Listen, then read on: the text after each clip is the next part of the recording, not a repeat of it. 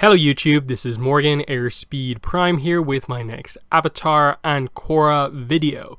This is going to be the first of the usual 3 videos I do to round off the year. So this is going to be the first of the 3, which is, as you can see here from the title, my top 5 Avatar and Korra story moments from 2020. So I will be going over all of the sort of story content releases that we got this year and covering my top 5 moments from the content released this year. Also, you can expect to see over the coming weeks 2 more videos covering sort of similar styles of topics.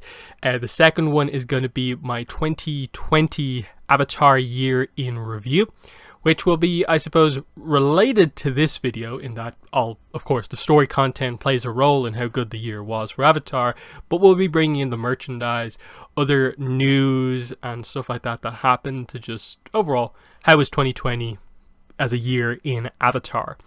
And then the last video coming out right towards the end of the year will be the 2021 Avatar kind of preview.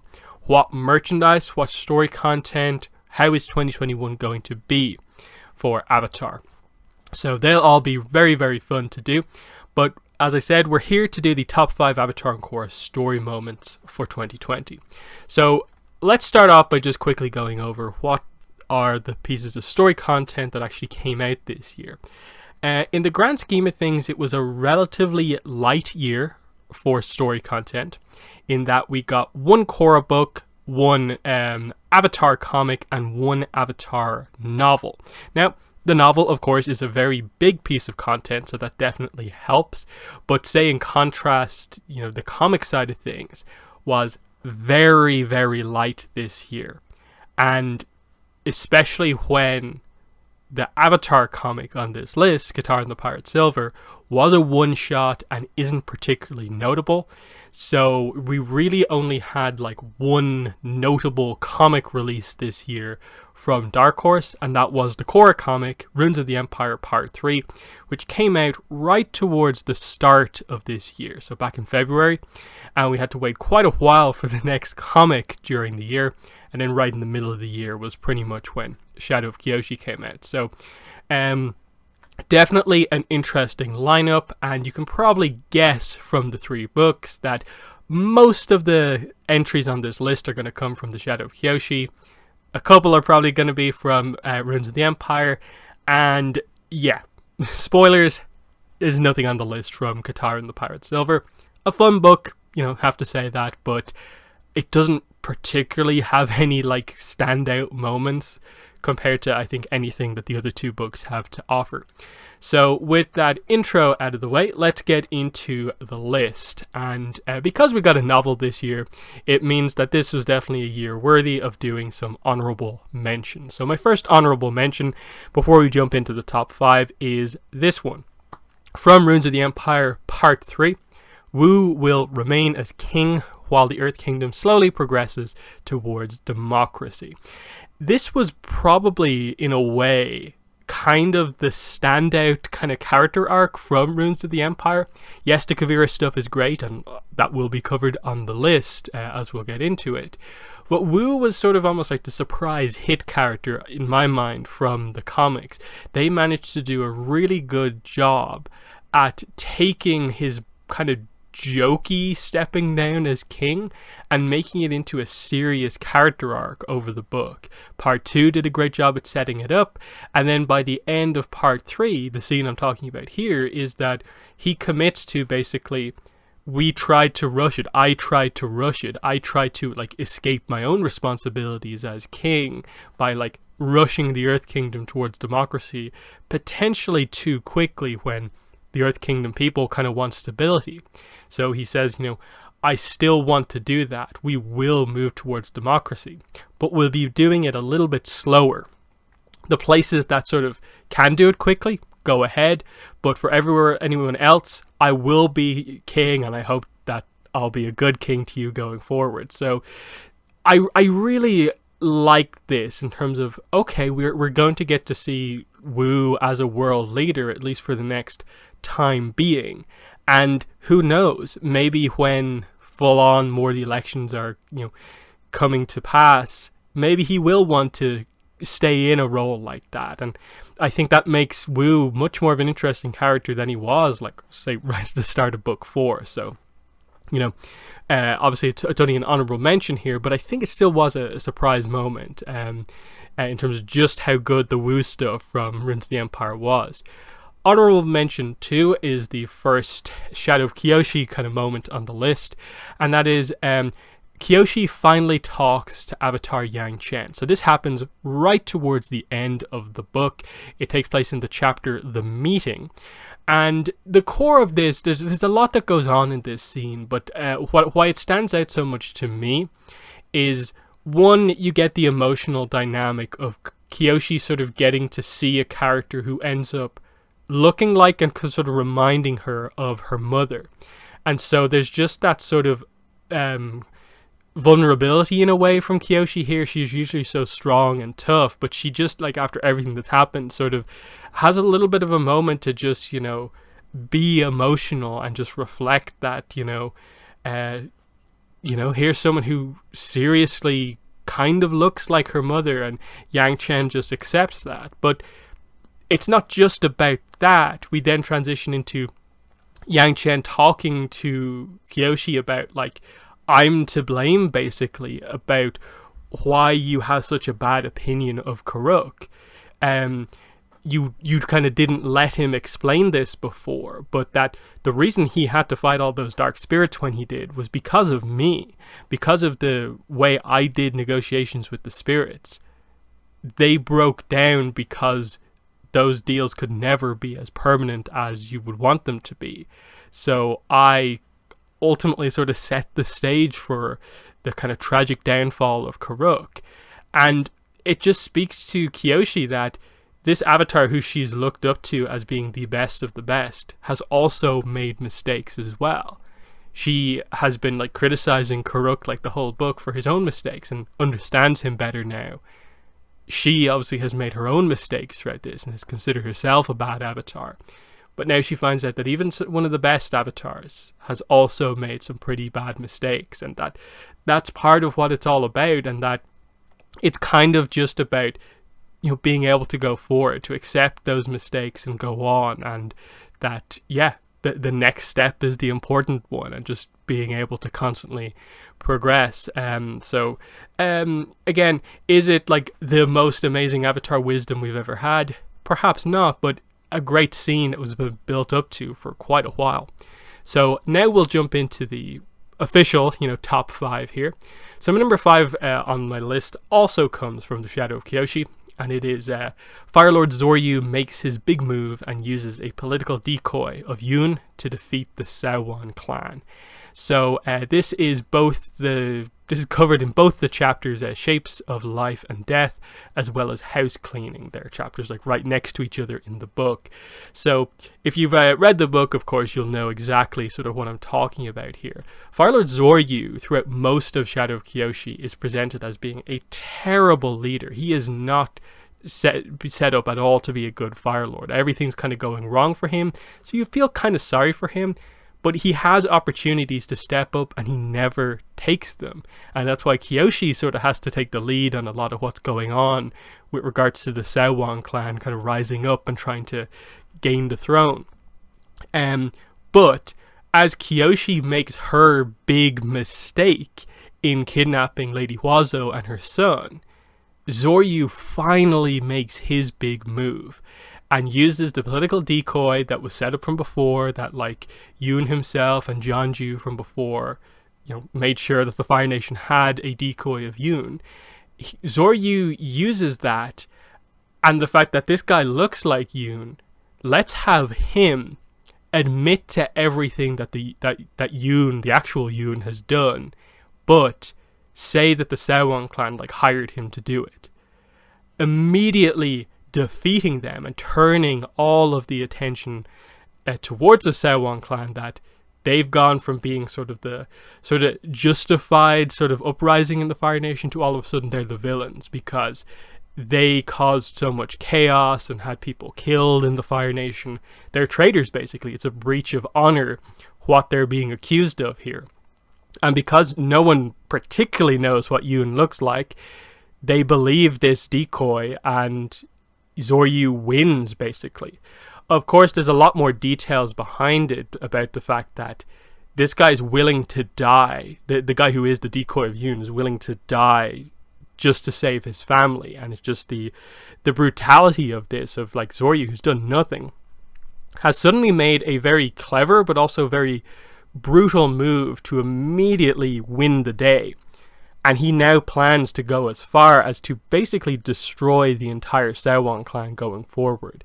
And if not for stuff that Kyoshi does like later on in the book, in terms of stopping him with the sort of threat of herself against Zoryu, he would go ahead with it. So I just really like this moment, and when it happened, it was at like Kyoshi's lowest point. She just made a desperate move, and now things are even more desperate. And this is Zoryu moving from being sort of weak Fire Lord to being, in a way, like the first and the proto like evil Fire Lord in a way to be. In terms of his plans are basically creating the steps to create the position for like a Sozin, a Zulon, and Ozai to be in as the Fire Lord above all else type position. But next we move on to number 4 on the list, which is from Ruins of the Empire Part 3. So my number 4 is this one. Kuvira's growth as a character in the book. So this is like a combination of a few scenes that sort of happen over the course of this book. So her not killing Guan after getting the sort of advice from Su Yin and listening to it. Pleading guilty at the sort of return to the trial, as well as in front of Su Yin, sort of like acknowledging her flaws. So it just, to me, this was probably the best way to sum up what I felt was like sort of one of the strongest things about Ruins of the Empire, was just that over the course of the 3 parts, we really did see a change in Kuvira from someone who wouldn't take responsibility for her issues when she was younger, what she's done from book 4 and stuff like that, blaming other people, to no, from her interactions with everyone else, trying to help to take down Guan, she has learned to realize that she is this flawed character, and that it wasn't just people sort of ganging up on her, being against her when she was younger or more recently. No, like she was kind of problematic and has to, accept those responsibilities and just somehow attempt and begin to, heal, like she says here, heal some of the pain that she's caused. And so she pleads guilty, and they end up actually finding her a lot more reasonable for giving such a speech. And so she's allowed to sort of be under house arrest with Su Yin, and you sort of begin to heal the dynamic of that family. Again, this isn't higher up on the list, and spoilers, this is the last Ruins of the Empire moment on the list, simply because I don't feel this book went into enough detail on just the whole dynamic. We needed more flashback, we needed more context given to stuff that happened in the past, and just Su Yin and Kuvira's dynamic a lot more. Now, it's completely open to go back to anytime they go to Zaofu. You have Kuvira there now as well, and you can cover her potential reunion of the romance with Batard Jr., her relationship with her mother, of course, Su Yin, fixing the relationship with Opal, who they focused on a little bit more. Also, there's room to do a lot more. Ruins of the Empire Part 3 was the key first step or two of Kuvira's path to redemption, and I appreciated that first. When there's been a lot of comics that really haven't done much with the characters, this book moved to properly try to redeem Kuvira. And maybe it's a little bit quickly done, there's not enough depth, but I still have to give the book the credit for making a major move with a character when that hasn't happened as much recently. So that is my number 4, and we'll move on to number 3 on the list, which is, again, from the Shadow of Kyoshi. This one is Yoon's fight with Glowworm and his return to the physical world. So, as you can see there from the chapters that this covers, this is a combination of the prologue, interlude survival, and interlude the man from the spirit world. Basically all of the sort of backstory chapters that aren't the Korra ones in the book. This is basically covering the context for why Yoon is the way he is in the Shadow of Kyoshi when he returns. Covering from when he was taken by Father Glowworm all the way up until basically him appearing at the end of the Rise of Kyoshi to confront Jeonju and Kyoshi. His big return after we thought he was dead. So, basically the Yoon backstory of how did he get out of that situation and why is he the villain now. And I just thought this was so well done. I have to talk about sort of the structure here as well, in terms of leading us in with the prologue is about Yoon.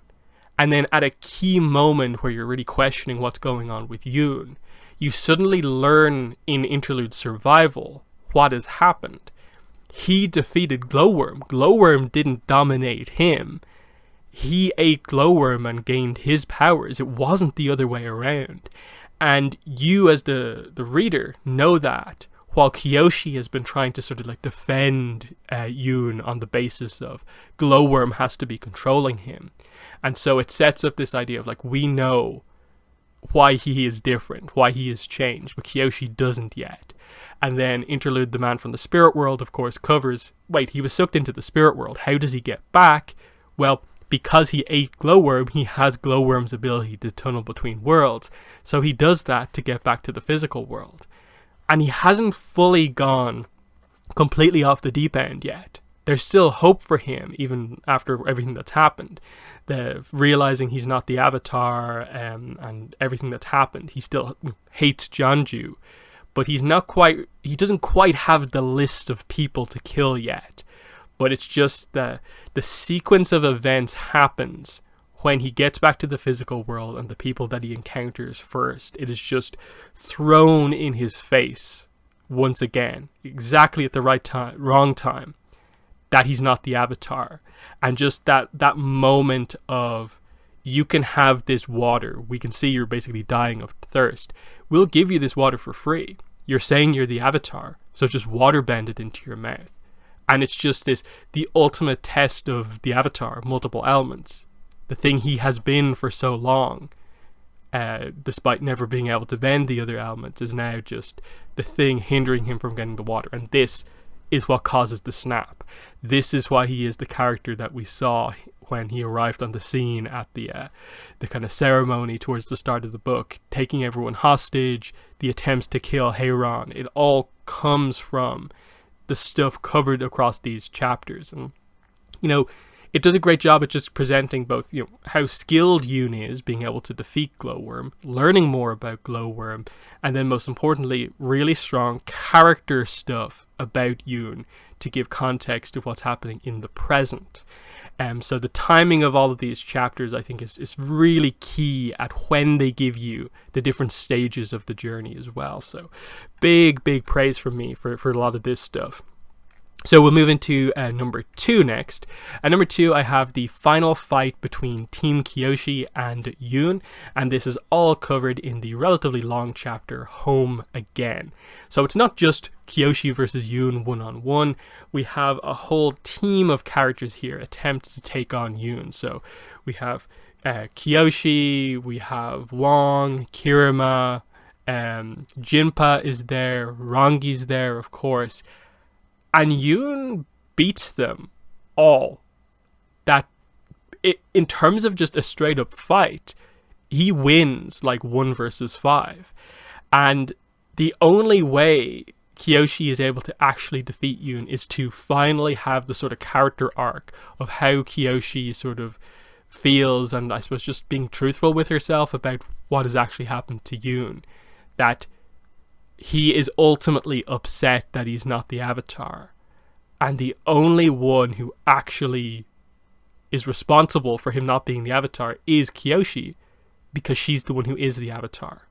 And even though he himself hasn't particularly gone after Kyoshi like he's gone after Jonju or a lot of these other characters, Heiron even, he hasn't quite got to that point where he just outright hates Kyoshi. He sort of doesn't even know necessarily how he wants to view her himself, because he still sort of views that, like, Jonju is just as guilty of, hurting Kyoshi as he was of hurting Yoon. And so when she finally admits that, like, I'm sorry for taking this away from you, I'm sorry for, like, dismissing your feelings and telling you to get over it, this is the one thing that causes him to pause in this fight. The one time he puts down his guard is Kyoshi finally hitting the right note of how to talk to him. And and it's this interesting moment here where you almost feel like if this had gone slightly differently, she could have been able to maybe talk him down from here. But he is so dangerous, he is so powerful. She has to take this opportunity, the one opening she might ever have to take out someone so powerful, and she's forced to kill him. And I love the setup on the kill move of learning this from Sifu Ottawat, and the setup of, like, if you overdo this sort of kind of cryo freezing thing to give people more time to work on injuries. If you overdo that freezing a part of someone's body technique, you truly will, like, completely freeze them to their core. And that's what she does. She just overloads basically her water bending and just freezes him straight through, like organs, heart, and so on, and just boom, he's dead. It's brutal, but that's how powerful Yoon was. Empowered by Glowworm, he was out to take everyone out, and just the effortlessness at which he was able to, when he finally got serious, just defeat Kyoshi, defeat Rangi. Kirima and Wong are kind of nothing to him. He just takes out Jinpa in the air. It's really impressive. And considering, like, the final fight we got in the first book, Rise of Kyoshi, was a little bit of a disappointment because it was more of just sort of a character encounter rather than a full-on fight. This finally delivered on more of a sort of choreographed, like, actual fight where they're just going at each other, and it's just full-on bending action. So really great stuff, and just a lot of emotions in it as well, with, especially seeing, like, the brutality of the way all the other characters get injured, the way Rangi goes down, and Kyoshi has to, like, hold herself back from going into the Avatar state, knowing that she probably would defeat him in the Avatar state, but if she does it, she'll kill all of her injured friends, because she would go out of control. So she has to, like, hold herself back, and then in the aftermath of killing Yoon, that's when she finally uses the Avatar state, but in a very subtle way, just to get water from sort of far away to heal, specifically Rangi and some of the others. So, overall, just, I think the chapter really delivered as a finale to all of the sort of character arc setup that we had. But that's number 2. Number 1 on my list is, of course, Karuk's tragic backstory, fighting the dark spirits and Father Glowworm. So this is in the 2 chapters that cover this are The Message as well as Lost Friends. I suppose primarily I'm talking about Lost Friends, but I think the context of, like, the happy part of his life from The Message is just as important in terms of showing how far he kind of falls because of what he's forced to do. And yeah, in such a short period of time, how you view the character of Karuk utterly changes. And I think it is one of the most impressive things that we've seen, I think, across both of the books. And it's why I think for pretty much everyone who's read this, it is one of the most memorable things. And I always like it when a new piece of content is able to either do something big with, like, regards to a character arc, or sort of change how we view another character. And in this case, it's been so many years. We've only known Karuk as the negligent Avatar. This suddenly tells us that that is completely wrong. He was active as the Avatar the whole time. It's just the stuff that he had to do. he didn't exactly make public because he was forced to kill spirits, which is not the most, like, I suppose, honorable thing within the world of Avatar. And like it said in the chapters, like, he and Yatha working on this, they sort of felt like criminals with what they were doing, and they were like almost ashamed to tell anyone about it. And you just see the fall, the impact that just fighting dark spirits has on your own spirit. And this is why Karuk ends up sort of dying so young, is that every time he fights one of these spirits and kills it, like, his lifespan goes down because there's like a backlash against him as he fights them. And then you build up to the whole idea of these dark spirits are breaking through, and it's caused by Glowworm. Glowworm just sort of being negligent himself and just sort of leaving his tunnels open for any other spirit to use. That's why this happens in the first place.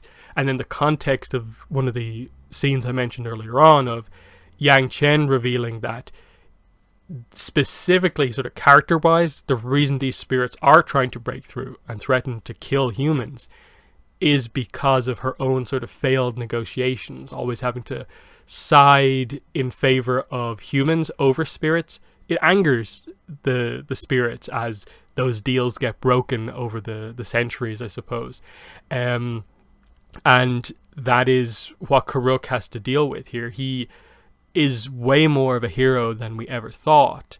And the fact that he could have told people, he could have gone public and revealed that, you know, I'm just dealing with what Yang Chen sort of set up, but he protects her legacy and accepts the role of, I'll go down in history as a bad avatar to save the reputation of Yang Chen. So, you know, avatars have someone to look up to. That all worked like exceptionally well. Not to mention, like, in the middle of all of this, like, you get the full sort of like origin story of like how Karuk's team Avatar sort of forms together, of like him meeting Jeonju, how they meet Kelsang, you know, how Heiran comes onto the team, and the little subtle mentions of like, okay, Karuk and Heiran sort of romance, and how it kind of actually was a thing earlier on, but how him dealing with the dark spirits changed him basically, and her reputation of him went down, but she never knew the truth about the full extent of what was happening. And the other thing is that, like, I'm praising this scene so much, but also it doesn't cover everything. Like, there's still some ground with Karuk left to be told. It's not that they answered every single question. There's still the whole transition between him meeting, like, between like where he ends off here post fight with Glowworm, injured, you know, lifespan greatly decreased, to meeting Umi and the end of his life, the face stealer situation. So there's still a little bit left with Karuk, but it feels now like we have a much better sense of knowing his character. I did feel a little bit kind of like, am I okay with putting like a Karuk-centric thing on the list as number one, or should it be a Kyoshi thing first and foremost? But I do think this is really important. Like, this, in my mind, has taken a character who's kind of almost been a little bit of a joke to a lot of fans, and now made him a lot more serious, and you know, people actually really care about Avatar Karuk now, and that is a huge success. It's one thing, like, further developing Kyoshi, an avatar who people already think is awesome and greatly respect. It's another thing to take the character who was, for basically everyone, considered the worst avatar, and, you know, suddenly making them the most tragic avatar. And that's really interesting in my books. And like I said, just there's so many moments in the Shadow of Kyoshi. Like, if I did like a top 20, like, considering like there's only 3 books this year, I think like it's fair to say like at least like 15 or so of those moments probably would be straight up from this book. Like I said, there's really not that many great moments in Katara and the Pirate Silver. And then even Runes of the Empire, even though it's good as like a finale to the Runes of the Empire trilogy, doesn't have a lot of specific, you know, moments that I'd highlight. Hence why it's more of like Wu's character arc and Kuvira's character arc that are on the list here, more than anything.